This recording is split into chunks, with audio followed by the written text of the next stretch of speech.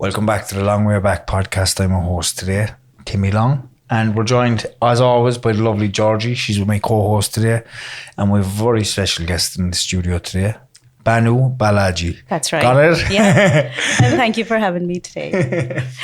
So, Banu, you're an OT. I'm an OT. Do you want to firstly explain what an OT is to our listeners? Oh, an OT is an occupational therapist, and occupational therapy is an allied health profession where our main goal is to help people who might have injuries, impairments, or disabilities live their life to the fullest potential, achieve independence.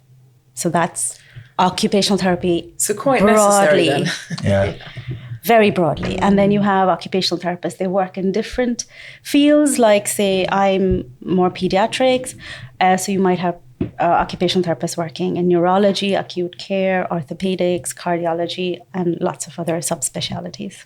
I actually thought an OT specialised in the neurodiverse side of things. I didn't realise that it was across the board. Well, a lot of the kids that, I work with or who come under the spectrum of neurodiversity, they do have support from occupational therapy, or at least a lot of them need support from occupational therapy. And where does that help then, Georgie? Well, in my view, and I'd be really interested to hear what you have to say about this, but a lot of it goes back to the fact that some of them are dysregulated. Some of them have sensory processing difficulties. Some of them, so you might have more of a specific diagnosis such as dyspraxia or DCD, which is developmental coordination disorder, where your brain and I might get you to explain this, but your brain and your actions don't always work brilliantly together. Or you might have difficulty with spatial awareness or left and right.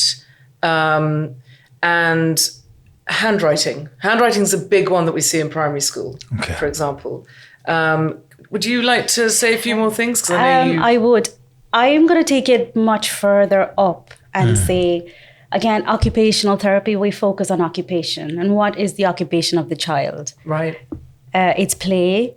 It's going to school. It's being in the family home, interacting with their parents, their siblings, their peers. So that's all their occupation. So if there's any disruption to their occupation, then you need an occupational therapist. Now, it's a lovely way of describing it. Yeah. Now that could be because there's a developmental delay, injury, impairment, or disorder, like, say DCD, developmental coordination disorder, or dyspraxia, autism, ADHD. We see all of them, but the reason is there is a disruption to that child's occupation. There's some environment there where they're not fitting in, or the environment doesn't fit into their needs. So an occupational therapist would be quite good at picking out what's working, what's not working. So that could be in the environment, it could be in that child, it could be in the occupation, the demand from that occupation. So we're like detectives to see, okay, what's going on here, and how do we make the puzzle fit so the child is able to feel competent, they're able to feel confident and have, find their groove, Yeah. So it's not necessarily fixing what's wrong. So, right, okay.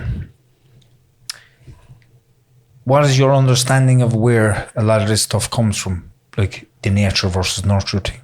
Do you think it's something that's passed on through genes, or is it just around maybe the development of a child and maybe different things going on in their life? There's definitely a very huge genetic factor. Like say in my own family, my husband, I think, is definitely ADHD, definitely dyslexic, but now, of course, not diagnosed. My brother is, both my children now have it. So there is a massive genetic predisposition to these conditions, but there's also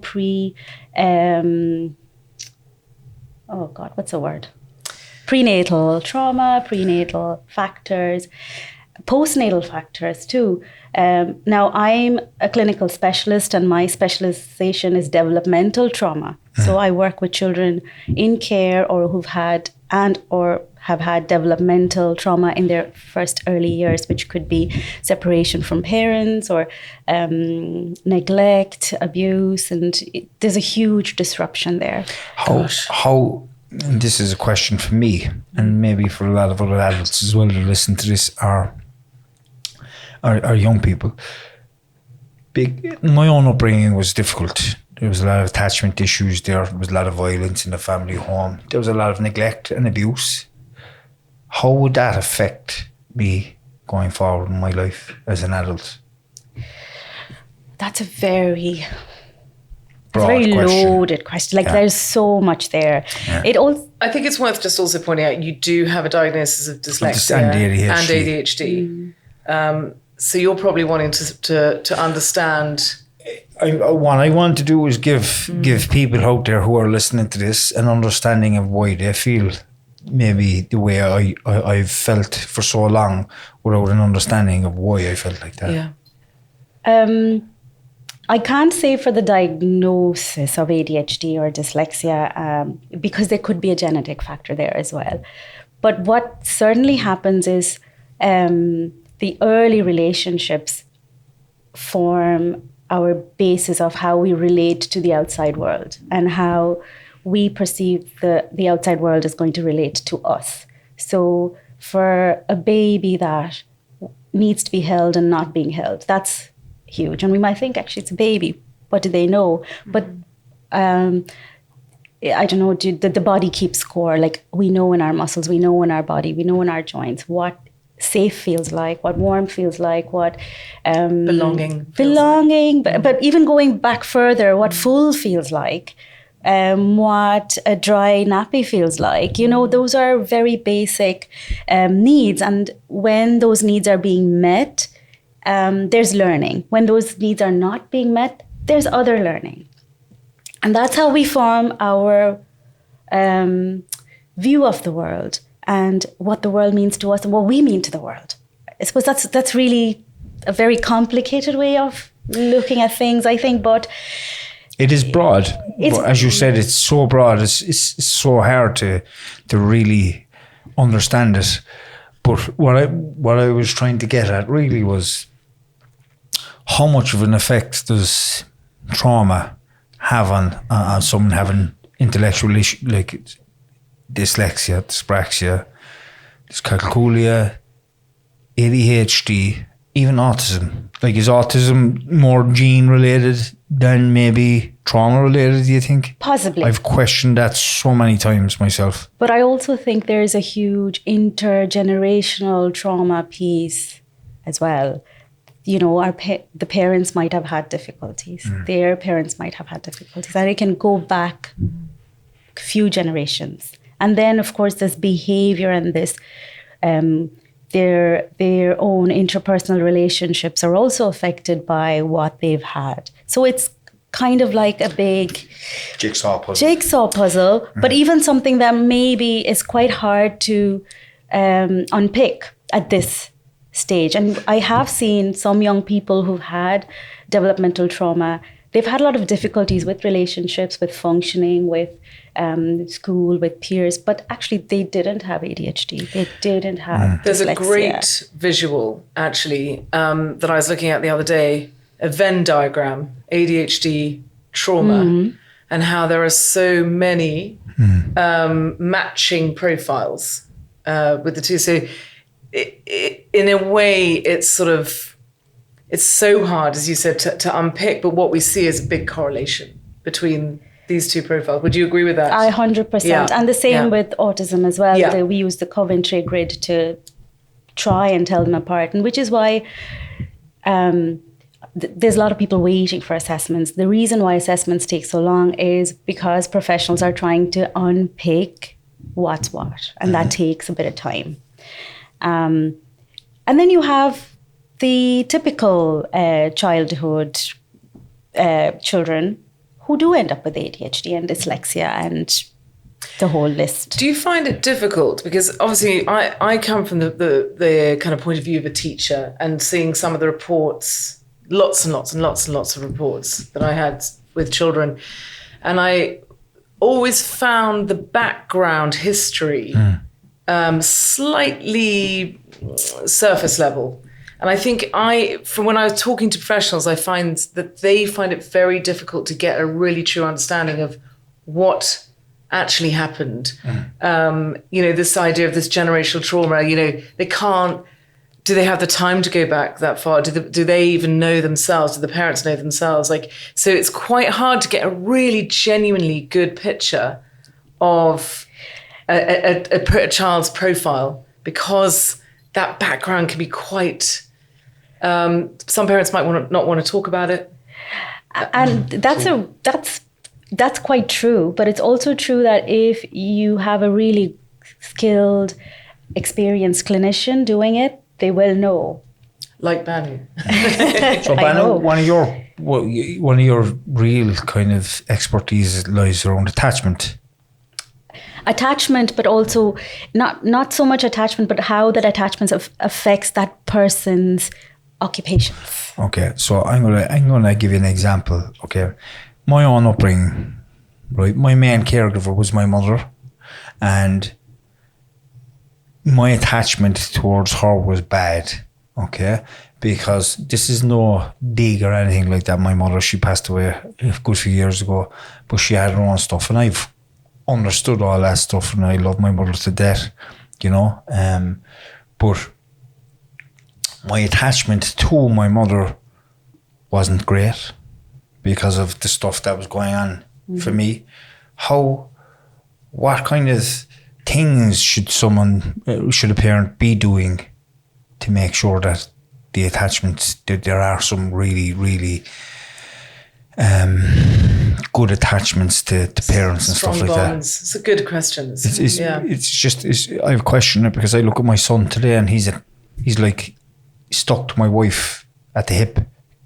The attachment is powerful, but like my attachment was completely different, because I needed to be away from my mother instead of wanting to be towards her. I just, it was really difficult for me. Even it's very hard for me to actually say that, because I don't want to come across as somebody that is fucking resentful or holding shit still. It's not about that, but it's important for me to explain an example to you and to get your opinion of what you think. And thank you for sharing that. And that's a really hard share. And it's just focus on that word attachment. So even though you said, I have a bad attachment and I didn't need my mother, you're still using the word attachment, which means there is a connection. And I think that kind of goes back to kids are always seeking connection. What is offered from the other side may or may not be positive, may or may not be reciprocated, but there's always that seeking that's happening. Seeking to be loved. Seeking to be loved. Because I didn't get it, I seeked even more. I seeked from... And then you seek it from others. Approval. And you can continue in the rest of your life. You can bring that seeking, people pleaser, all these different things that's into life. exactly it. And that's the information that a lot of people are walking around today, and they're carrying on in this way, people pleasing, always seeking approval from others in whatever occupation they're in. Yeah. And it's and that can be looked at as by others as weakness. I was going to just also add this idea of belonging as well, because some of the research I've done into a kind of adoption and fostering, there's this big idea that through the primal wound, this idea that you have a sense of belonging from wherever you come from, even if you're adopted into a family and loved and cared and given everything, you still seek a belonging from your birth family as well, which is quite interesting. So it's this sense of connecting and belonging. Who do I belong to? Where do I belong? Which I think is a big thing. That's a great question. And I've loads of examples of kids that left their birth parents and went to lovely families and ended up going back to their birth families who are completely destroyed in addiction and mental health. And what happens is that child gets caught up in that stuff and they end up going down the same road after being away from. It's like they just want to it's like abandonment. I've been abandoned by this person. Why? And they're seeking, as I said, they're seeking to be loved. They're seeking to be approved. I remember watching this video, and that was when I was doing some training around attachment from Crittenden's. That was from Crittenden's work. And there's a family having dinner, and the dad is very irritated with something that was his nature, and this child kept making this noise, and every time he did, the dad would give him a slap around the head. And later, like after that, the therapist asked the child, you know your dad is going to slap you on the head. Why did you keep making noise? But at least he's doing something. He's looking at me. And that's the powerful piece, isn't it? That, as you said, the connection, the belonging, even if it isn't pleasant or positive, they're still seeking that. Going back to your question, what can people do, is to be tuning in to their child. And then the good news is you just have to meet that need 30% of the time for success. Really? That's what research shows, 30%. Actually, and there's no such thing as the perfect parent, and there's good enough. And that's what we want. We want good enough. Yeah. So you also need the parent that is going to not pay attention all the time, because that's not great either. It's not realistic. It's not realistic, but it's also not healthy. Yeah. Because you want the child to go away and try things and then come back into that circle of belonging. And learn independence as well. Exactly, yeah. And it's a fine dance between the parent, I'm going to say primary caregiver, because sometimes saying mother and father, or it's too... Yeah. I learned something a few years ago while I was learning how to be a parent in prison, reading books in the library and stuff, because I hadn't a clue, because I had no father growing up.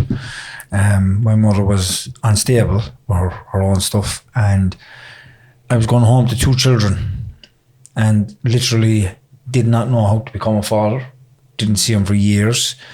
And I was going home and I was reading books, and I read this book, and it's stuck with me since. It was like, every family should have 2 kids. For every adult, every parent in the family, there should be 1 child. So each parent can give time to the individual kids. And it just stuck with me, because it was like, whoa, jeez, I'm looking around the place and I'm seeing 6 and 7 and kids in different families, and I came home and my wife Nicole turns around, she says, "Come on, we have another child." No, I done absolutely everything in my power just to explain to her that 2 kids is loads, is plenty, we don't need another child, so we went and got another dog, and I got a vasectomy. So I was happy out. Yeah. But no. But let's face it, your dog. The dog is like a child. But no, the 2 of us were our kids are nearly grown up. We have a bit of time together. And it's like, geez, wasn't that it was a really good decision, because a lot of people back then, a good few years ago, maybe 4 years ago, had that third child, and it completely transformed the family, the dynamic, everything is like, you can't, like, if you're on holidays, you have to get a minibus now instead of a taxi. Instead of a car. And all these different things. No, they're all these small things, but because of reading something like that, it just stuck with me. And I'm happy that we didn't have another child, because even though there was a lot of love for us, for a child, I just felt more comfortable knowing that we had 2 and both of us could give each child an individual amount of time. Yeah. And that was something that I really would you agree with that? No, I could get a lot of shit now over that too. I was just thinking that. Yeah. I've seen some excellent parenting when there's more than 2 children too. But it's really that the parent unit having support, the headspace, and being able to be with that experience of parenting. Because if they're all over the place, it's not going to be helpful. Whether it's 1, 2, 3, 4, it doesn't make that much of a difference. It is really being in that experience, I think. And funnily enough, like, we do have a biological need to procreate. I remember telling my friend, I'm going to have another baby after I had the second. And she said, why? I said, well, I really enjoyed being pregnant. She said, no, you were miserable. Do you not remember? You don't remember. You don't remember the hard bits. I had a very hard time with my first, where you wouldn't sleep, you wouldn't eat. Oh, it was just awful first few years, but you forget all of that. But I suppose I think it's as well, I see it even in the tutoring that I give, that these children come from, it doesn't matter what size family they come from, in a way, they are desperately seeking one-to-one, because I suppose the children I work with have been feeling a little bit isolated, a little bit different, and they just want someone to listen to them, to pay them attention. Because in a way, they're being taken out of class of 25 when they come to me. So they, for the whole day, they've been one of 25, and it's, I need this, I need someone to listen to me, I need some individual support, I need to ask this question, I need this time. And I suppose you look at someone like Dolly Parton, who came from a family of 12 kids. She adores, well, she talks a lot about her mum. She doesn't say huge amounts about her dad, but she, her family are like so important to her. She didn't go on to have children for whatever reason. But she always talks about her family and the importance of them and the relationship she had with all her brothers and sisters. And of course, some will get on better than others. And but it's an interesting one. I've actually kind of forgotten what the point of what I was saying was. That happens a bit. Yeah, it does. Yeah. But I also think parenting in this day and age is really, really hard. Yes. They do need a lot more oversight, for want of a better word. Like probably 20, 30 years ago, free range was fine. There's not a whole pile of mischief. Not even mischief. The world wasn't knocking at your door, the big bad world. But now it is. And they do need much, much more holding, I think. Guidance. Or did they always need it and we just didn't give it to them all those years ago? Yeah. I don't know. Yeah, and this brings me to something else, and we're probably going off track a small bit. And I just like to ask this question. I like asking this question. The numbers of autistic kids have risen massively in the last few years, and I've often questioned why. And I often thought about maybe is it the different processed foods we're eating? Is it water? Is it stuff we're drinking? Or is it just because maybe we have more diagnosis today and we can label things? But when I was growing up, I didn't see a lot of what I see today around children with additional needs. Our children with autism, are the amount of learning differences was something that wasn't there back in the 80s and 90s, because nobody even knew nothing. Everybody was just getting on with it. And that's why you were saying there earlier on about when a child is looking for attention, they will do something like sit at the table and keep making noises. Can you imagine the amount of guys that were inside in classrooms and just clicking tapping on the table? They do the exact same thing because they weren't getting the attention at home. I don't know, that's two probably questions. I'll go to the first one. Do we have enough research and evidence to say our current lifestyle is the cause of the increase of? I don't know.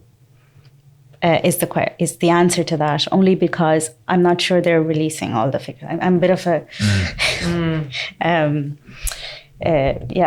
But that said, I think we're more aware of what each child might need. As parents, we're more aware of what I know what I want for my child. I want them to be happy. I want them to be successful. I want them to not be so distressed. So I'm always watching out. Yeah. That probably didn't happen as much all those years ago. And these kids probably always existed. I'm sure we've always had that odd uncle or the odd aunt or the classmate we remembered sat quietly at the back of the class and never answered a question, never put up his hand, or got Do you think people grow out of it though? Because nobody was actually saying you have this or you have that. Do you think we grow out of it? I think they'll grow into it, maybe. Grow into it? Or they might have found means to work around it, or found a profession that suited them. Like like for a lot of children who have, actually for all of them, this is something I would recommend, is movement. Keep moving, be active, be exercising, because it's really good regulation when you move. Your proprioceptive and your vestibular sensory systems need to be activated. Again, all those years ago, they were constantly moving. They were playing, they were climbing trees, they were crawling under rocks, and they were very, very, there was a lot of physical play. There was also a lot of work at home to do, which is very regulating. Yeah, I totally agree with that. I'd also add, I think some of it was hidden away. I really do. And I still think that happens in many countries, that people are hidden. And also, I think the rise in understanding of how the brains work through MRI testing, people were able to say, okay, with our MRI, we're able to see how functions of the brain work at different times, depending on what you're doing. And we've talked about this a little bit before, but there's definitely much more understanding of learning differences, autism being one of them. And, as you said, there was a lot of people being hidden at the back or not speaking out or whatever, but they also weren't in the schools. Those children were not in schools. Now we have an attempt at inclusion. People are, it was exclusion, it's now inclusion. So a lot of children with special educational needs are in mainstream schools. Now there is an argument for both. Sometimes it works, sometimes it doesn't work. Sometimes it works with hubs, units, all of that. That's a whole nother discussion. But these children didn't go to mainstream schools in the 80s. That totally did not happen. And even if they did go to mainstream school, their parents weren't coming in to say, why is my child's grades falling? Correct. Why is their scores going down? Yeah. They were just there. They turned up and they left. That was that. So, I remember in the UK, there was something called the Warnock Report. There's a lady called Dame Mary Warnock who said, what is going on? Why are there children who are being excluded from education? That, they might have, for example, they might have a visual impairment, but being put in a special school. They're perfectly intelligent, perfectly academic, but they just need help with reading. And so they had this huge wave of inclusion in schools. But then, there was an argument that had gone too far the other way because there was disruption, but also going back to teachers didn't know how to teach these kids. There was a lack of understanding. So there's a whole load of stuff going on in society in all the time that we've gone from being a child to an adult. There's been huge changes in education. And I think, say if you went to Asia, like India, Pakistan, or any of those countries, it's still quite the same. We were talking about this in a podcast the other day. In Nepal, my experience was absolutely. Yeah, you a square peg, you fit into the round hole, you fit into it somehow. You might be beaten into it. Yeah, or hidden away. Yeah. So, in your work, working with children and families, how does the whole process, how does it work from the beginning? Say a child walks in the door with his parents.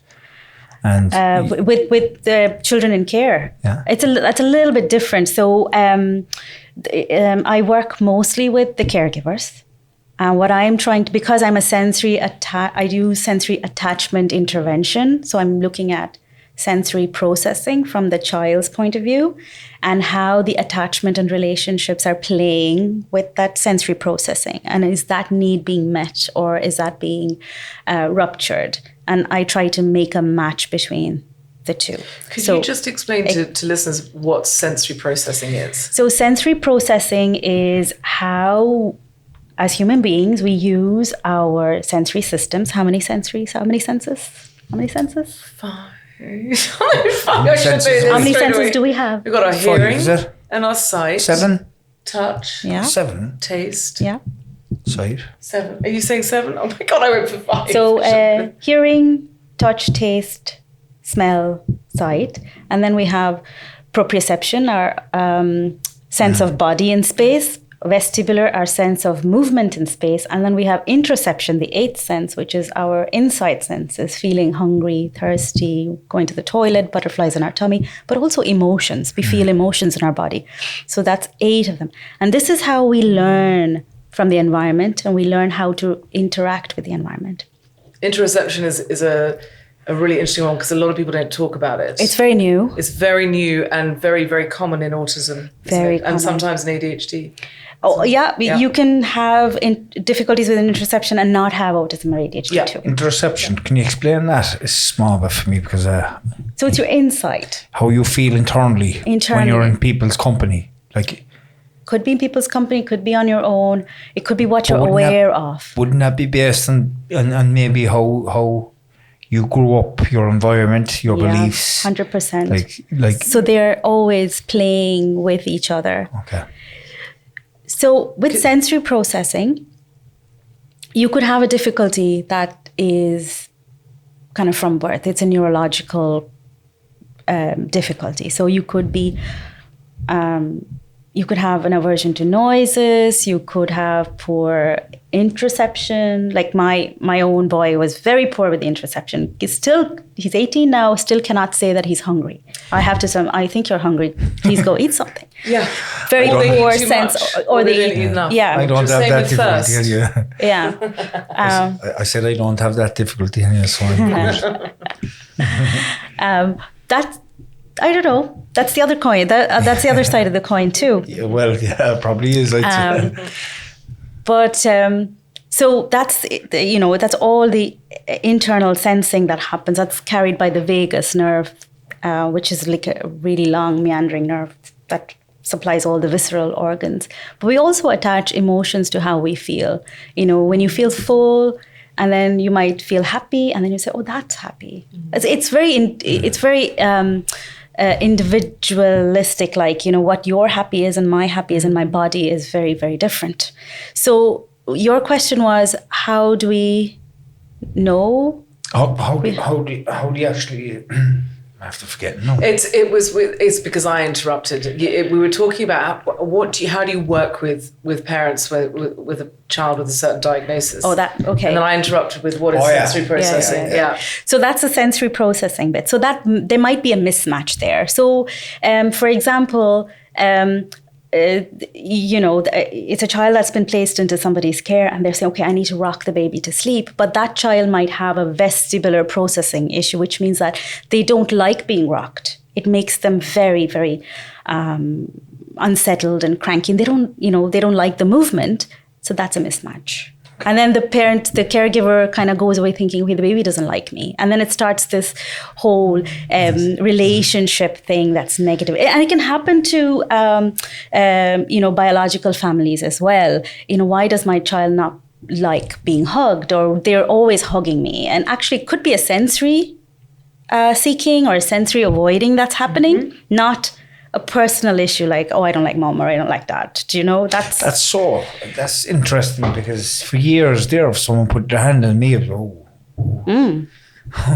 move back and I kind of grew into allowing people touch me a little bit more and more as time went. But for a while there, I was like, oh, do you know? Yeah, I don't particularly like it either. Yeah. It's like, oh, I kind of didn't expect that, so. But no, I'd be more open to it as I grew and understood myself internally, emotionally, and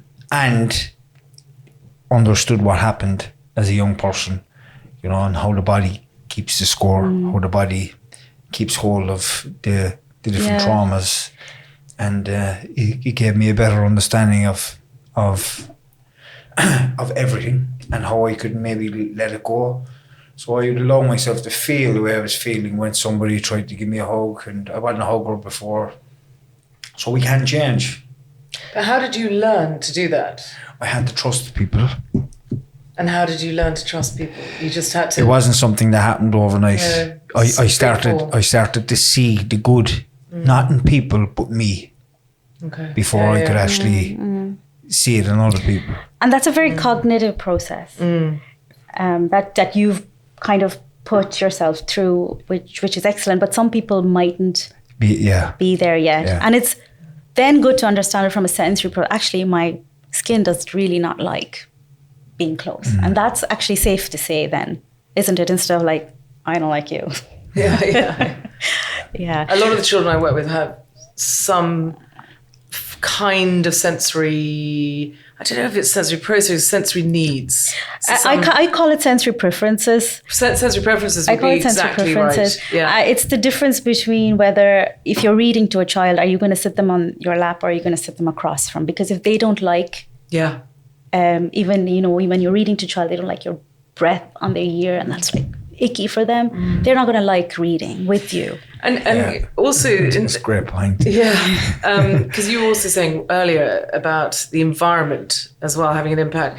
I was working with a boy who said, "Oh, I don't sit down, I stand up." And I went, "Okay, fine, well, do the whole lesson standing up. It's not a problem with me." And then within about 10 minutes, he was sitting down, and he didn't realize he was sitting down, if that makes sense. And I was thinking about it, and I was thinking, it must be for him an environmental thing in the classroom. Being forced to sit in a chair at a desk must be very overwhelming for him in whichever way. Whereas in a room which is quiet, it's just one-on-one, he may feel he can sit down and feel okay about it, feel comfortable with it. I don't know. Yeah, I think, and I could be wrong, but I think when he came into you, he was probably, his fight or flight was activated and he was dysregulated. Yeah. And then when you're that way, you can't sit I was thinking the same. Yeah. You know, my thought about it was, you're just another form of authority. Yeah. And you're telling him what to do, and he's telling you straight up, I'm not going to be sitting down. this is my, But also I can't, I'm not able. Yeah. But I wonder, does that happen in class as well, that he is so dysregulated that he can't sit, but teacher says, you have to. Well, he also wanted to take his shoes off, and I said, perfect, because so many have, I mean, you'd know more about this, but there are so many sensors in your feet. And he obviously was seeking feedback through his feet, which I think shoes don't give him that pleasure, don't give him that. And he was able to relax, ground himself, and start to learn something. Like if you looked at the Nordic schools, they're outside quite a lot in the first, the primary school years. They're always outside. They're doing lots of outdoor activities, which is, their happiness indicators are quite high, aren't they? They are. They are, absolutely. Yeah. And we tell children to sit down in a room for far too long. Is it true in those countries that the children actually don't start learning until they're maybe 6, 7, 8? Yeah, they don't do the formal tabletop. Formal learning. Yeah. They're learning so much though through but outside. Sensory. Yeah. And I think that's more important than anything else, because the brain is developing from those young ages, 0 to 7 or 8. And I think it's important to show kids what's important about life, the beauty of nature, the beauty of going out in nature and breathing, having fun in the yard with your friends. And filling those 8 senses that you were 8 talking senses. about. And we have a saying in our sensory processing language that the brain is plastic, but it's also elastic. It's always learning, it's always molding itself. And I think nature and using your whole body is a fantastic way for the body to learn lots of things. That's why Car Smarter Care Farm and the care farm that we're hoping to develop, so much of it is it's outdoors, it's smelling different plants and flowers, it's touching them. Those wonderful plants that have these velvet leaves that are called, velvet rabbit leaves or something. I have no idea what they're called. Growing things, digging things. Some children love water, some children hate water, some children love mud.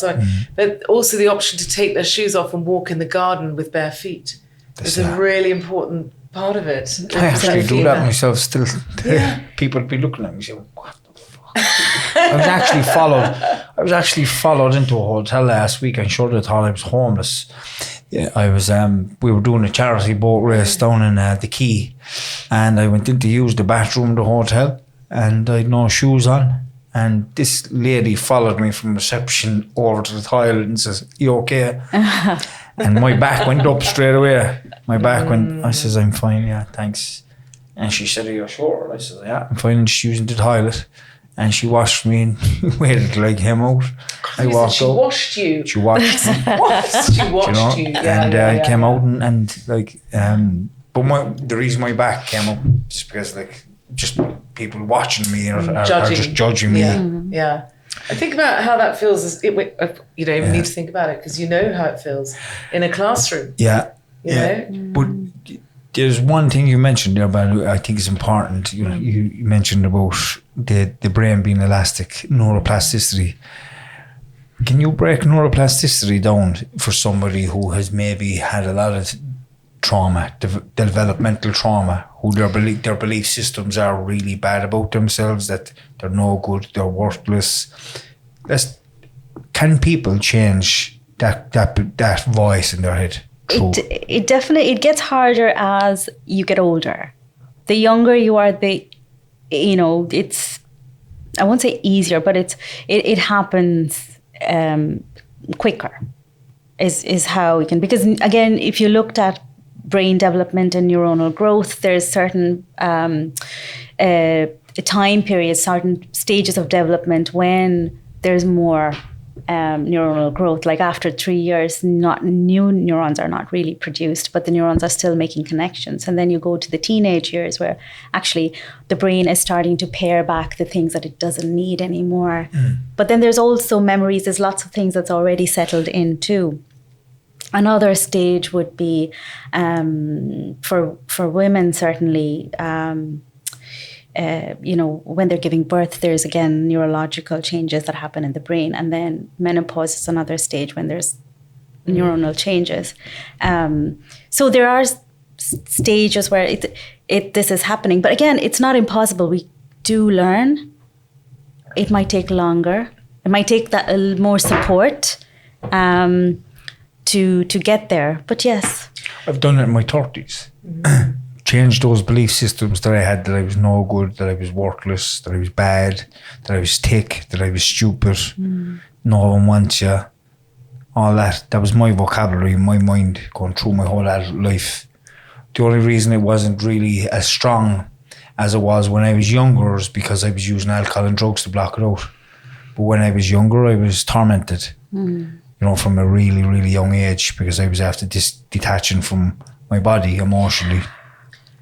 And I went on then to, in my 30s, I started studying some of the work there, but I don't know if you ever heard of Dr. Joe Dispenza's work.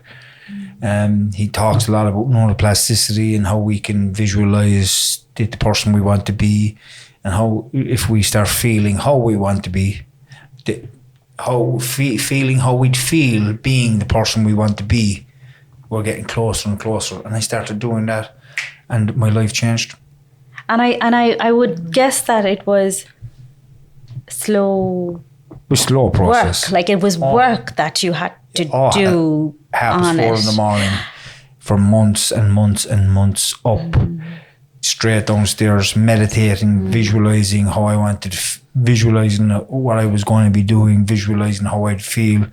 And it was like when I wanted to feel how I wanted to feel in my future, in this negative state of being that I was in, that was tough. That's tough. And again, that was really difficult. You were at a stage where you had that cognitive ability to be able to do this. No, it was very hard. I was desperate. Yeah. I was just so desperate to feel better than the way I was feeling, that I was willing to try anything. Absolutely. So you had desperation and you had the know-how, as in you had the cognitive ability, whereas if you're a child, you don't know how. Yeah. And I think it's, God, I feel like I feel like there's so many hours there's so many things we could discuss with you, Banu. And I'm just thinking about parents who might be listening to this, thinking, God, I'd love my child to be in the same state now that Timmy is feeling. What do I do? How could I help them? And I know that you've got, because again, you get these reports, occupational therapy reports, speech and language reports, education psychology reports, clinical psychology reports. They have all these big words. Then you get lists of exercises. Do these at home, do these in school. and people are overwhelmed. The school doesn't have time to do it. The parent, so there's sort of, okay, how do we help these children? And you, I know, have come up with a couple of really good ideas of how a parent in need who has a child with so many difficulties, what they can do at home, but also what teachers can do in the school, what a carer can do as well, what any adult can do to help these children. You've come up with this Therapod. So the idea. Therapod is my podcast, but what I'm working on is a product called Therapix. So Therapix is taking all those strategies that occupational therapists, speech therapists, and psychologists give to parents and making them into short animated video format, so that that learning piece becomes less of a burden. Because we're not passing on that knowledge in a way that is user friendly. That's in my Well, I think opinion. Also a lot of professionals don't have time to explain what these words mean, or give examples of what. But we could explain, you see. But maybe that parent isn't in the space to listen and take all that information. And that's true. Yeah, so true. That's very, very true. Because I do find, like, if I'm giving recommendations or I'm talking, I can see the glaze. They're done. Yeah. And sometimes they'll tell you that they understand, even though they don't. No. And they're going home no better than what they did walking in the door. All they might have is maybe a report, if they're lucky these days, to say that the child. Oh, you'll get the report. You'll get like 10 sheets of. Yeah, well, I'm just talking about maybe in the adult side of it. Yeah. I had some really, really terrible experiences with psychiatrists around the ADHD stuff, and we won't get into that today. We'll save that for another day. But just what I would say to anybody is any parent, make sure that your child is getting onto Banu or somebody that's accredited by maybe ADHD Ireland or Dyslexia Association of Ireland or any organisation like that. But I also think, like, it's important for parents to try and learn as much as they can about what and how to help their child, because like, they're great resources, but at the same time they're quite generic. Knowing what your child needs, I always think you, as a parent, you're the best judge to know what you can do for your child. And it goes back to that expression, there's not one size that fits all. There isn't. Yeah. There it's isn't. a personalised approach. And this Therapix would be amazing. I think so. Yeah. What kind of videos are they then? How they're all made and all? You have videos made? I'm making them. Well, I'm looking for funding to make more and to build a product, and that's the stage I'm at. It's a startup. So yeah, I'm making those videos.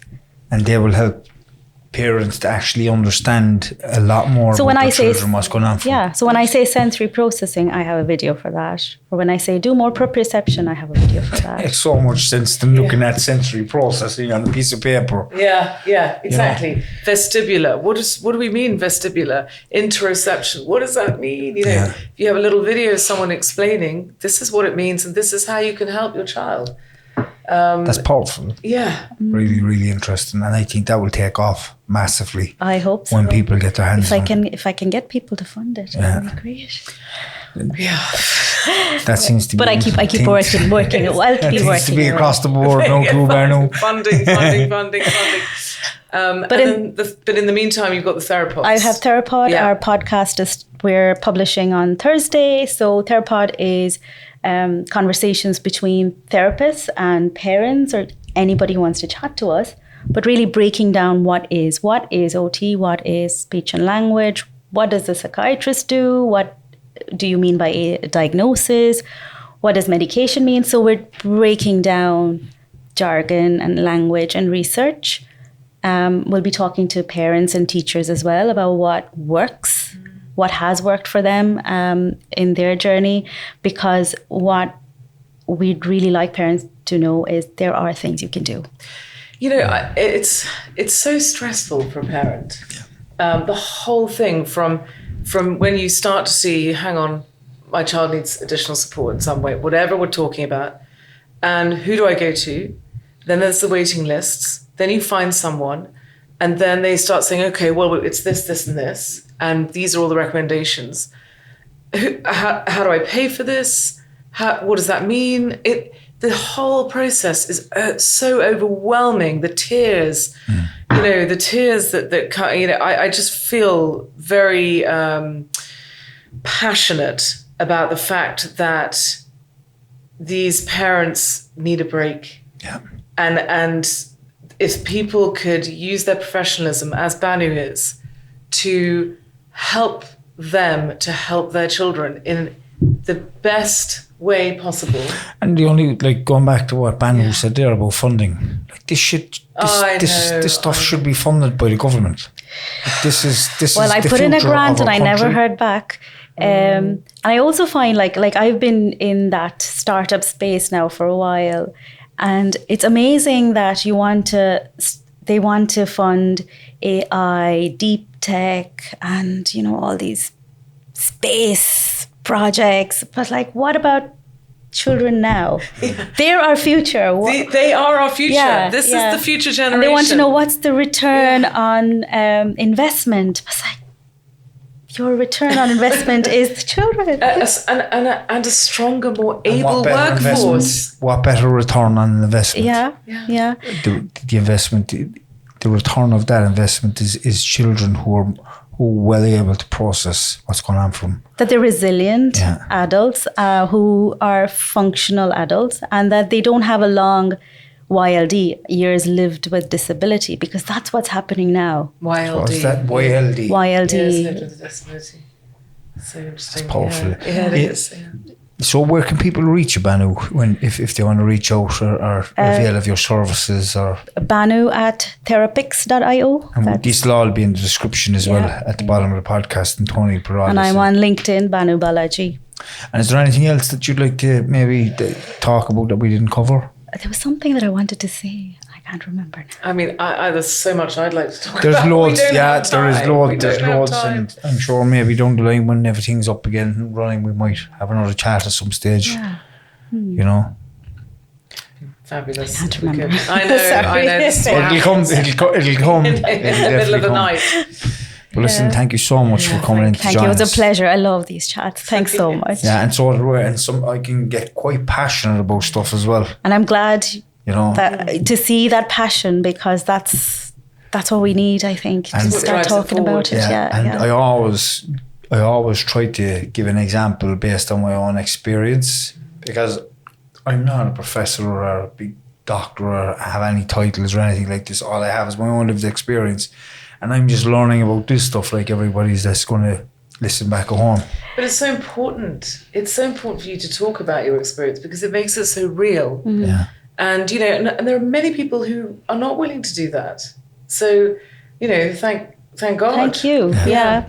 I remember what I wanted to say. And we were talking about the meditation, the mindfulness piece, and how that was powerful and, really changed the way. And what can we do for children? For children, movement is their mindfulness. Keep them moving. So I'm a yoga practitioner. And in yogic practices, the first thing they do is prepare your body. Now, I haven't gotten past the point of preparing my body. I can't really meditate that much. But the first thing is always your body. And for children, it's their bodies. We need to keep them moving. And I'm so pleased you said that, because we actually had a yoga teacher on here. And one of the things that sort of I was calling for at the end of the podcast was, wouldn't it be wonderful if we had all the children who came into a classroom who could just practice this exact thing, getting their bodies prepared, their bodies and minds prepared to be able to learn. Because the fact is, we know that they're going to have to sit in classrooms. We know they're going to have to sit in seats. Start with the yard break and then come back to learning. And then have another break. Another break. Yeah. Have trees. I think there's a school in Sunday as well that they had a huge project that they did with UCC where they built an outdoor play area, and apparently they've had great it's good school as well, success. I think, if it's the same one. Probably. but outdoor player where they were getting dirty and muddy and Great. Yeah, exactly. That's great for kids. Great, yeah. Splashing in the water with the welly boots, and that's fun. Yeah. You know, That's their mindfulness. What's not fun is sitting in a classroom and having to learn something that you have no interest in. No interest. That's not fun. And that causes anxiety, causes issues around mental health. And the sooner we start understanding that, and start understanding how we can really, really help our kids to develop properly, that's when change will happen. So again, thank you so much for joining us. Thank you. Thank you both. Yeah. And another episode from Timmy, Georgie and Banu, the Long Way Back podcast, and Tony. Thanks again, Tony. Thanks everybody for listening. And if you need to reach out to Banu, you know how to contact her at Your email address? My email address, banu@therapix.io. Thanks, Banu. THERAPIX.io. Thank you. And thanks a million everybody for listening, and Slán. God bless.